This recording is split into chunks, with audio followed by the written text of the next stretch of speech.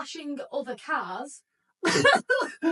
Welcome back to the channel, and today's video we're going to be running through a couple of habits that we've noticed as Brits living in Australia that can sometimes be perceived as rude or maybe just not the customary usual. I would say just maybe a little bit annoying. A bit annoying, a bit rude, and just not done in Australia. So it's a bit of everything, but we are going to run through a couple of points. I think in total, hey, Picco, talking about rude, that's pretty rude. Don't lick my leg, that's weird.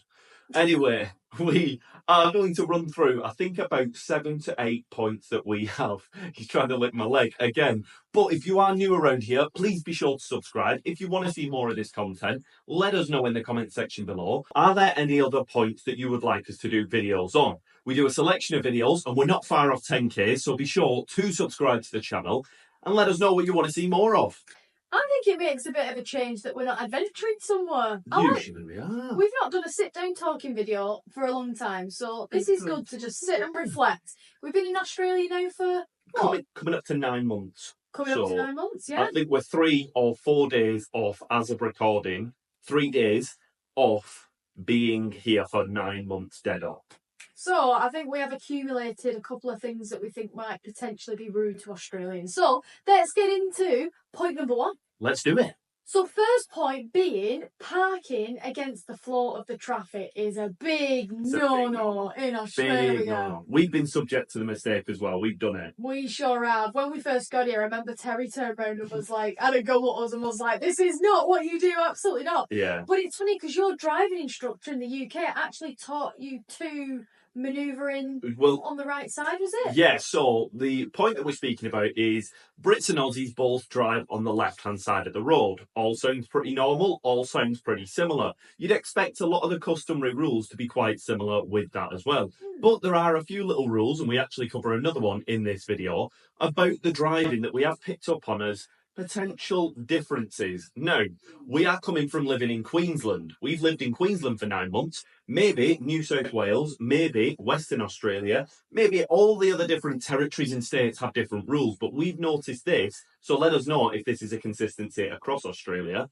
Parking on the right-hand side of the road when you've been driving, stop licking my leg, Picco, is not something that is done. But on my test, I had to do it on my test. In the UK? Like my actual examination in the UK, I was driving down a road and the examiner said, one of the manoeuvres I now want you to perform is pull in on the right-hand side. So, driving down a clear road, I looked, there was no traffic behind me, my radio mirror, nobody in front, and I had to drive over the 2 lanes and park up on the right-hand side of the road. That would never be done over here. No. Over in Australia, from what we know, I don't want to speak for everybody, but from what we understand, you always park with the traffic. So if you wanted to park on that right-hand side of the road, you would go down, spin round the car, maybe at a roundabout, or pull in and turn round, chuck a Yui, pick that one up. Thank you, Diana, for that one. Chuck a Yui, spin round, and then pull in line with the traffic. It makes sense. Yeah, it does. And we've kind of got used to doing it that way now. Yeah. If you went back to the UK, it would almost seem really strange that we don't do it that way. Yeah, I would naturally probably, as I'm pulling up a car, pull in line with the traffic or spin round over excessively, I would say. Yeah, I think so. Yeah. Yeah. So that's definitely point number 1 that would come across as potentially rude to Australians. Point number 2 is something that I enjoyed doing in the UK, and that was flashing other cars.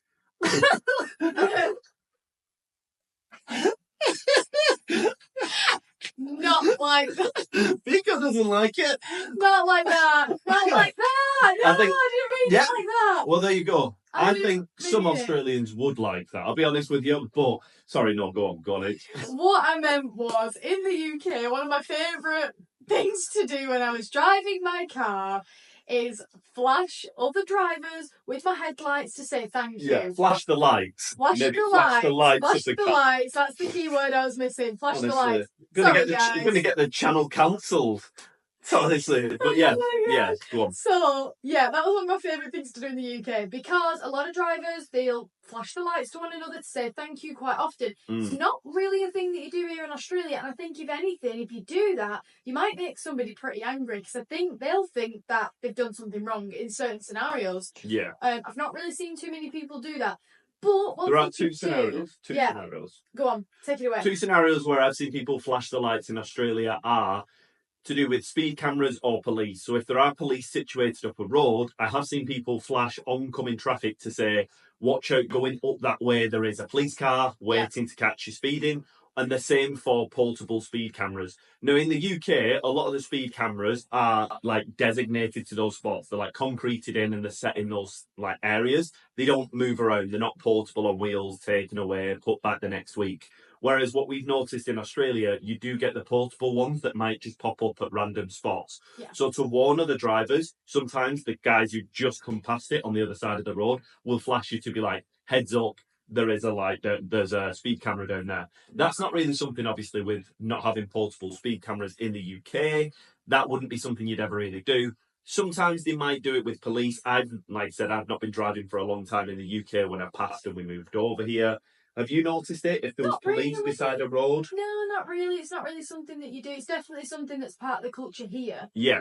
But yeah, not so much in the UK. True. So yeah, that is something that I miss driving though, because it was always like really fun.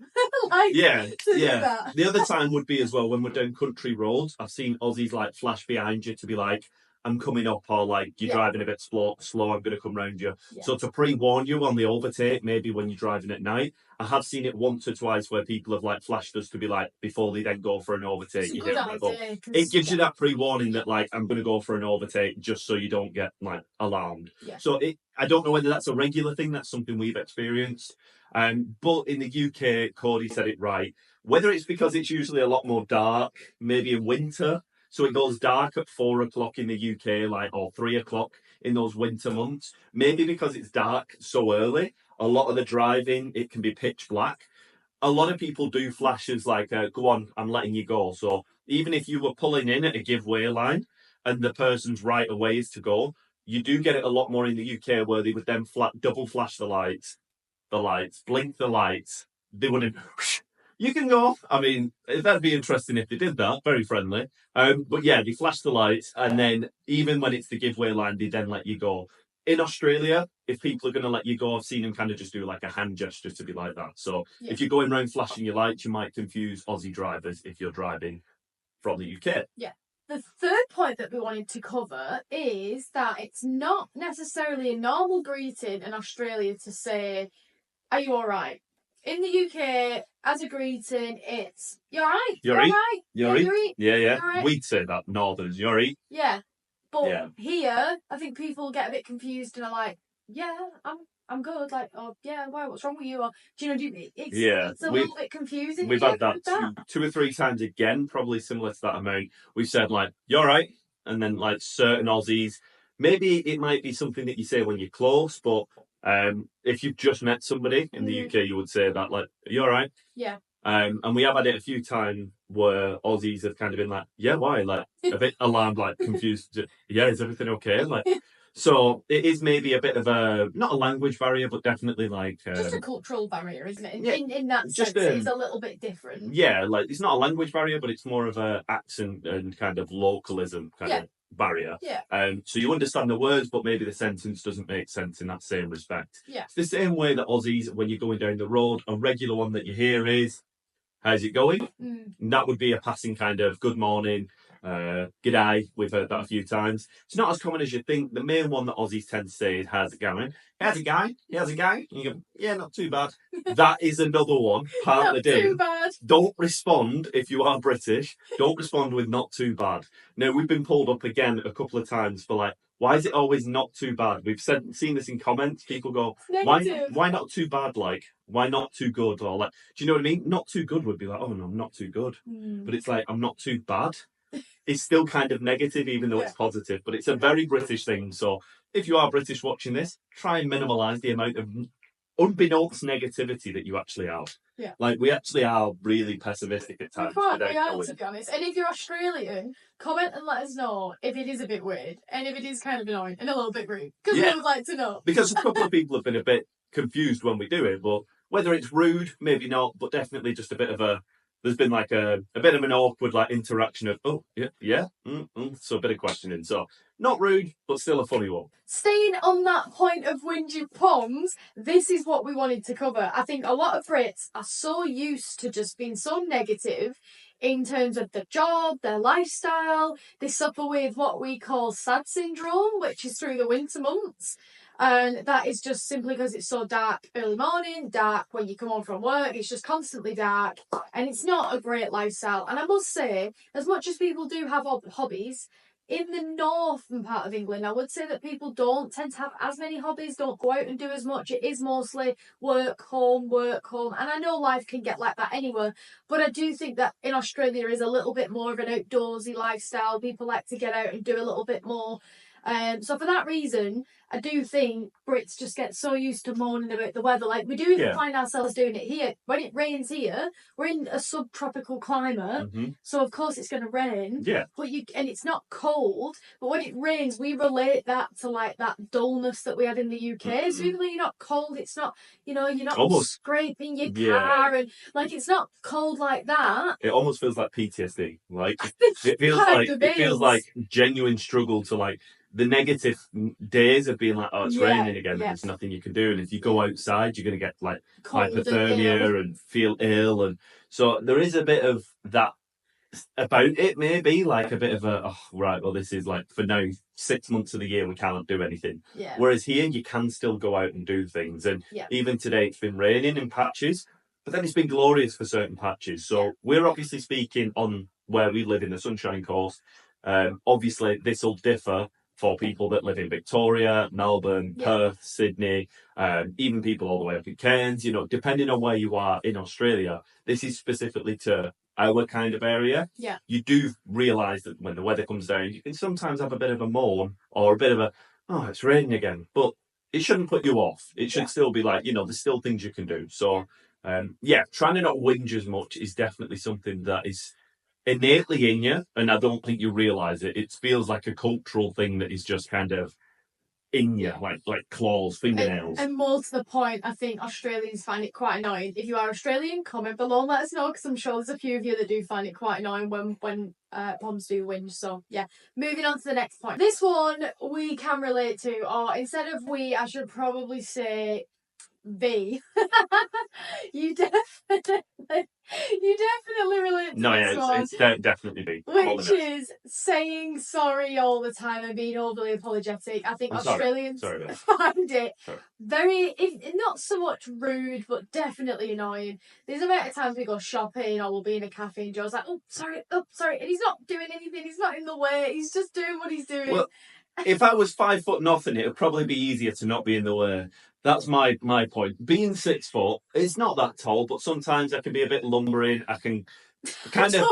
You just say sorry. I orangutan myself away around and I knock my knuckles into things. I'm not that bad. But what I am saying is, especially when we're in like a shopping centre, like if we're in Coles or Woolies, if we're going around shopping and I have a trolley and I'm trying to buy things, I'm very apologetic and moving out the way and being like, oh, sorry. And there was, when we first arrived, I remember us walking through Woolies and I must have said sorry. And I started to annoy myself how much I was saying it. And it must have been about like 60, 70 times in one shop. So, and I realised nobody was saying it back. So I think in the UK, like you, oh, sorry, and like bump into one another and you say it back and you don't really acknowledge it.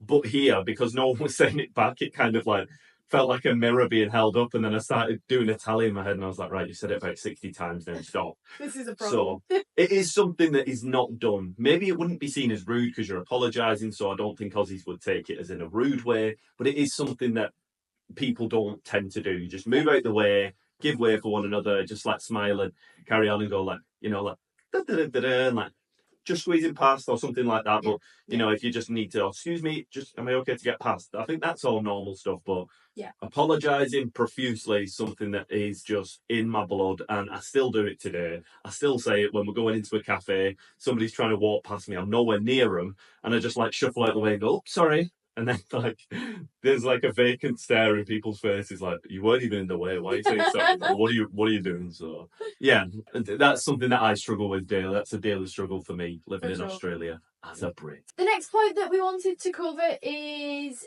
being too private. So, like, a lot of Brits are very reserved, private. You meet someone, yeah, you'll say hello in the street, but you don't invite them back to your house. You won't go for a barbie with them. You won't go for a road trip with them.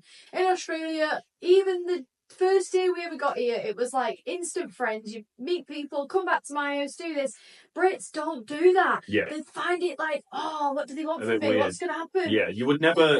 You would never invite somebody back to your house. All you would do is, if you're going to let them go in the car, you would flash them everything. So that's what Brits do.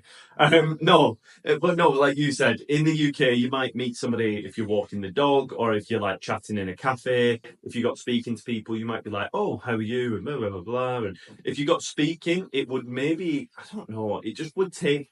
It's not innately in people to like meet you at a cafe and then be like, "Oh, come round to mine." And it does seem to be. Maybe it's just the area where we are, but I must say, I've got used to it though, and I think if we went back to the UK, it would feel like a little bit, like, lonely is the wrong word, but like, you know, like, you do meet friends quickly here, and then you Yeah. get quite close to people, and it is really nice and warming.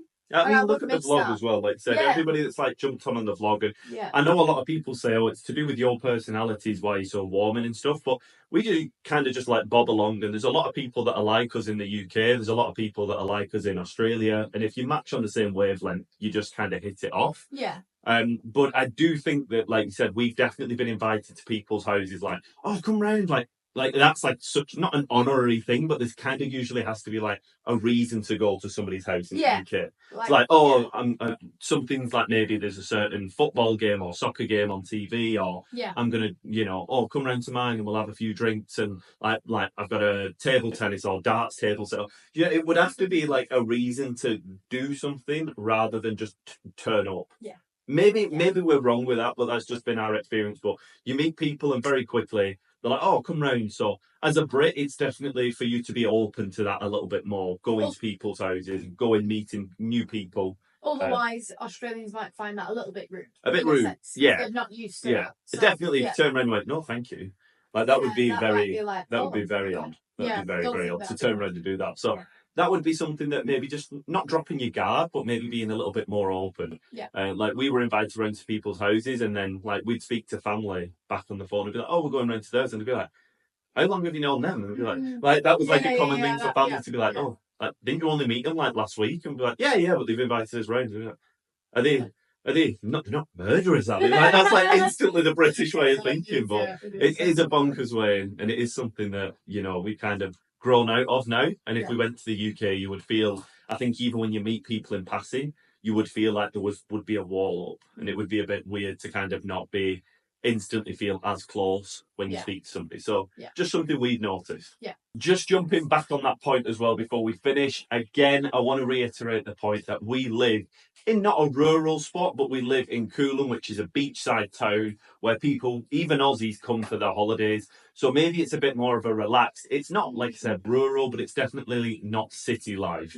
If you're in places like Sydney, if you're in places like Melbourne, where it's a little bit more built up, even in Brisbane, a little bit more in the built up areas, people might not be as warming. And that's the same as London, Manchester, Liverpool, Birmingham, all the cities in England. Whereas when you go out into more rural countryside spots, people are a bit more warming and kind of caring in conversation. Whereas in the cities, heads down, crack on to walk. So again, there will be similarities, but we're speaking from our experience. And the last point that we wanted to mention, which might come across a little bit rude to us, is if you're constantly speaking about the UK. Now, I know that's what we're doing in this video, and That's I know that's all this video. we kind of do in general. How rude. But it is kind of our personality as such. Yeah. But what I wouldn't recommend is coming here and not embracing Australia for being Australia, because every country's different and it's got its good and its bad. And if you're in Australia, you want to love it for what it's got. And, if you want to go to the UK and love that for what it's got, amazing. But don't come and go, oh, Australia hasn't got this and I prefer this, because then you're going to make people think Australians are going to say, well, go back there then if that's the case. Yeah. And this isn't just subject specific to the UK as well. You could have people from, let's just say, like Republic of Ireland. You could have people from America. And if somebody from America came over, let's just say even to the UK or to Australia, and you were sat there in a restaurant and they were eating food, and I've had, let's just say, I don't know, pizza. I've had pizza a couple of times now in Australia, but this is really rubbish in comparison to America's pizza. America's pizza is tons better. Now, as a person just saying it, you would be saying that as like, oh, like the pizza in America is really good. The pizza in the UK is really good. If you were to say that in conversation, you probably wouldn't know because that's just you speaking from maybe your honesty. But to somebody from this country, one thing that Aussies really are, a lot of them are very patriotic and they love the country that they live in. And we love living here. And we love showing that, as you can see in all of our videos. And it is an amazing, amazing spot. So it's about loving the things that are here and the things that the country is amazing for, that if you weren't in this country, you would really miss out on. Yeah. So that's what we try and do because we are here, we're living every day of it, and we are loving so, so much of it. So rather than sitting there and going, oh, but this is so much better in the UK. There might well be things that we think might be better in the UK, but we're not in the UK. We're here. And when we go back to the UK, we would definitely 100% be sitting there going, do you remember when we lived 10 minutes from the beach? Do you remember all those? Do you remember having a pool in the back garden that you could go into and not turn into an ice cube? Do you remember how good fruit tasted So in Australia? How good mangoes were? Mangoes were amazing. Do you remember Milo? I can't get Milo on the shelves now. It's these things that like that become your day to day and you're just living. Do you remember how good the coffee culture was and how you could sit out at a cafe every day? If we weren't in Australia, I would be making a full list of things that I would miss. We've just had to do a quick cut in the video as Cody had a bit of a coughing fit, so she needed a little bit of a drink. But saying those points, it's things like the cafe culture and everything else that comes with it, the people, the experiences, the open roads, the scenery, the daily lifestyle, waking up and just having a fantastic, fantastic time of it, and it's the opportunities. Going out the door, and it's warm. Yeah, and it's warm. The quite little things. Warm. But even more so for us specifically, and that is being able to do this now and enjoying having a base and people to connect with and people to advise us, and even things like the lorikeets from Dave and, you know, the opportunities and things that we've had that have come up on the channel and just amazing, amazing things. So for us, we would miss those if we were in the UK. And that is my point, that it's about enjoying those things rather than reminiscing or being negative towards things that might be better in alternative places, in your opinion. The little man's back. He actually jumped down and went for a little biscuit snack, and then now he's come back all happy and wants to play with his toys. He's just eaten all his food in his bowl and now it's playtime. So I think it's time to sign out the video because somebody is obviously somebody's going a bit crazy. You're gonna fall. It's just an burp. Talking about rude habits, Mr. Burp a lot. We need to sign out the video. I think that is the end of this video. If you did like this video and you like this kind of content, do be sure to give us a like. If you prefer other types of content, do comment below and let us know anyway. We'd love to hear from you. Do feel free to give us a follow on our Instagram or our Facebook, because everyone's going over to our Instagram and we do have a Facebook account as well. So if you do prefer to give the Facebook a go over Instagram, do that. But other than that, make sure you've subscribed.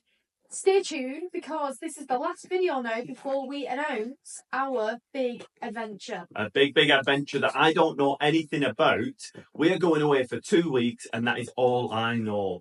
I don't even know down to the point if Picco is coming on this adventure or whether he is not. I don't know where we're going. I don't know what I need to pack. So in the next video, you're going to watch. We're going to announce what we're doing. Cody knows, obviously. She's done a lot in the background. So a big congratulations and thank you to Cody for planning all this as a secret from me. We're going to announce it on the video. So when you find out, I find out. I think it'll be fantastic, a fantastic viewing. I know she's very good at this stuff, guys. I'm not going to toot her horn too much. I'm not going to blow smoke. She's got, you know, a bit of an ego already. But like I said, we're not going to say anything until the video. So when you guys find out, I'll be finding out as well, and we'll have that captured. So I'm very excited for it, and I can't wait to go along on this journey with you guys as well. And so I think it's time to thank all our wonderful members. If you are looking to join the membership, it is a really super easy button to click in the little circle. I think it just says join. Oh my gosh, this dog is crazy. You can click that and you can join the Buy Us a Coffee membership, but you also don't have to. Just enjoying and subscribing. We're not far off 10k and that really does mean the world to us. So if we can reach that by my birthday at the end of the month. That'll be quite exciting. Please do that. Not for my birthday, but it'd be pretty cool on my birthday to hit that. But like we said, thank you very much for any support anyway. And if you are watching on the TV, the membership might be a little bit confusing anyway. So if you are watching on TV, never mind, ignore that. I know a lot of people might comment that, so no worries on that front. We'll see you in the next one. Adios. Bye.